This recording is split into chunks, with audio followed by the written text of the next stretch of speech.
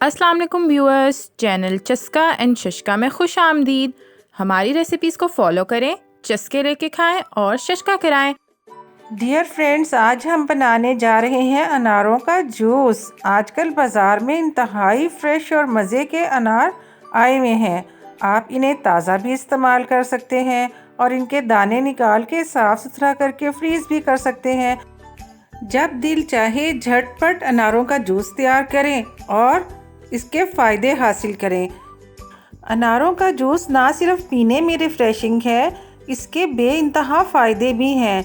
दिल की शरियानों को खोलता है, खूबसूरत चमकते हुए दांतों, लंबे और हेल्दी बालों और ग्लोइंग स्किन के लिए भी बेइंतहा मुफीद है। स्टमक इन्फेक्शन में इंतहाई सूदिंग है और जोड़ों के दर्द को ख़त्म करता है, आर्थराइटिस को ख़त्म करता है और हमें कैंसर से बचाता है। और तो और मेंटल हेल्थ के लिए भी बहुत अच्छा है और सबसे ज़्यादा एंटी एजिंग है। इसे पिएं और हमावक्त जवान नज़र आएं। तो चलिए चलते हैं रेसिपी की तरफ। मुझे इसका जायका और शक्ल दोनों ही बहुत पसंद है, इसलिए मैं जब मौसम में ये आते हैं तो ढेर सारे लेके इन्हें निकाल के और फ्रीज़ कर लेती हूँ। ये अनार मैंने फ्रीज़ किए हुए हैं। अगर तो आपके पास जूसर मशीन है तो आप आसानी से उसमें जूस निकाल सकते हैं, और अगर नहीं है तो परेशानी की कोई बात नहीं। मैं आपको जिस तरीके से बताऊंगी आप सिंपल मिक्सर ब्लेंडर में भी जूस बना सकते हैं।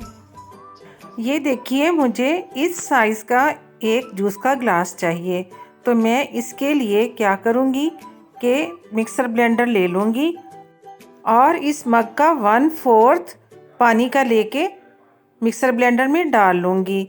अब ये अनार अगर थोड़े बहुत खट्टे हों तो उसको ओवरकम करने के लिए इसमें 1 टेबलस्पून भर के डाल दें चीनी का।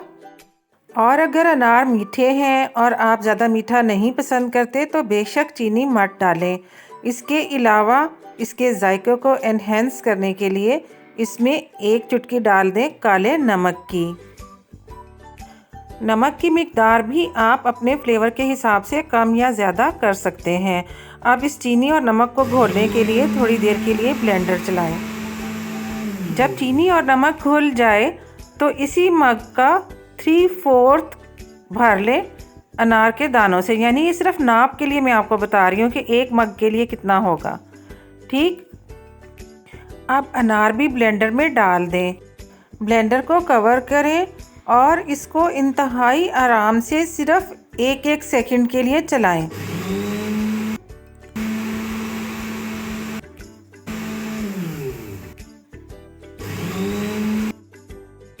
इसे यकदम नहीं चलाना, यकदम चलाने से इसके बीज भी बीच में पिस जाएंगे और फ्लेवर बिल्कुल सत्यानाश हो जाएगा।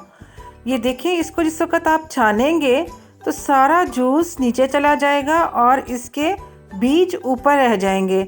आप देखिएगा कि मैंने जिस तरह से इसको ब्लेंड किया है, इसका कोई भी बीज बीच में क्रश नहीं हुआ। अगर बीज बीच में क्रश हो जाए तो फ्लेवर बिल्कुल ख़राब हो जाएगा और आपकी सारी मेहनत ज़ाया चली जाएगी। मज़ेदार सा जूस बनाने का बस सिर्फ एक यही राज है कि आपने ब्लेंडर को बड़ी एहतियात से और बड़े आराम से और बहुत छोटे छोटे वक्फों के लिए चलाना है और उसके बाद उसे छान लेना है। ये देखें, सारे के सारे बीज बिल्कुल सही सलामत है और सारे का सारा जूस नीचे बाउल में चला गया है। जूस को इस प्यारे से मग में निकाल लें। इसमें अगर आप बर्फ़ डालना चाहते हैं तो बर्फ़ डाल सकते हैं, आपकी अपनी मर्ज़ी पे मुनहसिर है कि आप कितना ठंडा पसंद करते हैं। मुझे ज़्यादा ठंडा पसंद है, इसलिए मैं इसमें 3 to 4 क्यूब्स बर्फ़ के डाल दूँगी। यकीन मानिए कि देखने में ये जितना खूबसूरत लग रहा है, जितना प्यारा लग रहा है, पीने में इससे कहीं ज़्यादा लजीज है, रिफ़्रेशिंग है और दिल को तक़वियत देने वाला है। इसे ज़रूर ट्राई करें, फ्रेंड्स और फैमिली के साथ शेयर करें और मुझे अपनी दुआओं में याद रखें। तो गाइस, ये है हमारी रेसिपी की फ़ाइनल लुक। उम्मीद करती हूँ कि आपको आज की रेसिपी पसंद आई होगी। हमारी रेसिपी को फॉलो करें, चस्के लेके खाएं, फ्रेंड्स और फैमिली को शशका कराएं।